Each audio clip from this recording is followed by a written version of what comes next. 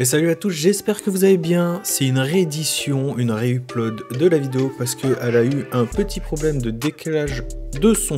Du coup, je fais ça en voix off et je vais essayer de réexpliquer ce que j'ai fait. Allez, c'est parti pour l'unboxing du Velocity One Flight Stick. Un beau bébé quand même, un beau joystick. Donc on va aller déballer tout ça ensemble, mais avant ça on va aller voir un peu ce qu'il y a sur la tranche, sur le côté, etc. Alors, en gros, ce qui est écrit sur la tranche de la boîte, c'est qu'il y a un écran OLED à contraste élevé, qu'on peut tout paramétrer via le stick ou via une petite application qu'on peut télécharger gratuitement bien sûr, mais qui fonctionne surtout pour le PC. Quand on joue sur la console, cette application ne sert un peu à rien. L'autre côté qui est sobre, hein, on va pas se mentir. Et derrière, il nous explique à peu près tous les boutons qu'il faut. Comme les manettes des gaz, les boutons programmables, et l'écran OLED, le stick, parce qu'il y a un petit stick, et la croix directionnelle, ainsi que le petit pad tactile, et la roulette du centre du stick, comme une souris en fait, tout simplement. Plus le repose-poignet amovible. On peut aussi brancher un casque audio dessus, en jack, tout simplement. Et vous pouvez aller voir plus d'informations sur le site. Regardez, c'est ce que je vous disais juste avant. Il y a aussi des petites cases comme je viens de vous montrer. Et en gros, c'est ce que je vous disais juste avant par rapport à l'application, en fait, ce qu'on peut l'utiliser sur console ou non, sur PC, etc. Voilà, c'était juste ça. Donc, l'application pour configurer ou ajouter plus de boutons et en Bluetooth est utilisable que sur PC et non sur Xbox. Bon, on va passer tout de suite à l'unboxing. C'est ça qu'on attend, non? Donc, ce que je peux vous dire, c'est que la qualité du stick, quand on le tient en main, même à travers la petite pochette plastique, est agréable. Voyons voir ce qu'il y a dans cette petite boîte. Je suppose que c'est le câble. Et en plus, il est tressé. Et ça, c'est cool. USB-C, USB 2.0, si je ne dis pas de bêtises.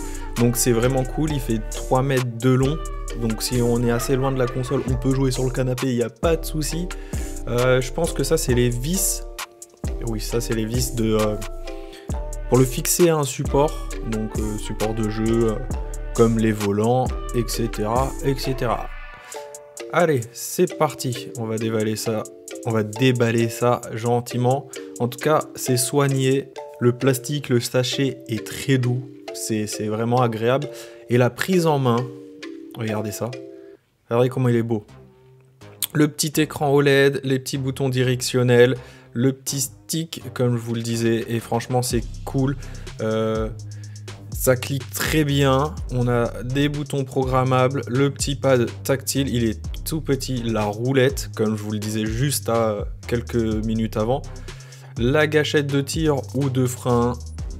On a aussi le pad de sélecteur. Ça veut dire avec l'écran OLED, on peut faire des sélections de lumière, etc. Oula, là, ça c'est cool. Regardez ça. J'ai du mal à leur faire revenir vers moi. Ces manettes des gaz, elles sont inversables via le programme du stick et franchement c'est cool. On peut aussi retirer les deux petits sticks et les inverser, faire droite ou gauche. Franchement c'est très très cool.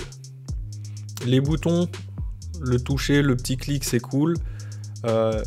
Franchement il n'y a pas grand chose à dire à part que c'est cool. Vu que c'est une réédition, je peux vous le dire, c'est un très bon joystick, il est plaisant. On peut programmer quand même, désactiver par exemple la gouverne, si ça nous gêne, on peut le désactiver. Il n'y a pas de vis de serrage, ça c'est un peu dommage. Du coup on a le stick, il est pareil pour tout le monde. Il n'y a pas de vis de serrage du stick pour le rendre plus mou ou plus dur. La fermeté du stick. Par contre, le repose-poignet, il est top. Pour les gauchers ou les droitiers, c'est vraiment top. Il y a juste à enlever, l'inverser, on peut le régler en hauteur. Ça, ils ont vraiment fait fort. Comparé à Thrustmaster, prenez le Flight Stick. Je vous le dis, hein, j'ai eu le Thrustmaster le moins cher, là, le T-Flight. Pour quelques billets de plus, on n'a peut-être pas le palonnier. Mais franchement, il a rien à voir et c'est plus jouissif avec le Flight Stick. Donc là, c'était mon petit ressenti personnel depuis que je l'ai, quoi, en fait, tout simplement. Et pour en revenir à la vidéo, le stick, il est super agréable à toucher. J'aurais bien voulu remettre le son, mais je peux pas. Donc je vous remontre encore une fois la dureté des deux comment dire, des manettes de gaz. Et en fait, il y a des crans, regardez. On voit les petits traits orange et en fait, on peut le soulever jusqu'en haut et hop, on a un petit clic. Hop, on enlève le clic et on va jusqu'en bas, on a encore un petit clic. Et ça, c'est cool. Voilà, cette vidéo touche à sa fin, elle est plus courte, un poil plus courte que celle d'origine, j'espère qu'elle vous a plu. Un petit pouce bleu, un petit commentaire, en tout cas merci à ceux qui m'ont dit que la vidéo était décalée. Et malheureusement, j'avais pourtant réglé le souci, mais la magie du montage a fait que ça a tout bugué et que le son était décalé. Bon après c'est pas grave, c'est pour ça que je la re-upload. Donc je vous dis à la prochaine pour d'autres unboxings ou d'autres vidéos. Ciao ciao ciao ciao.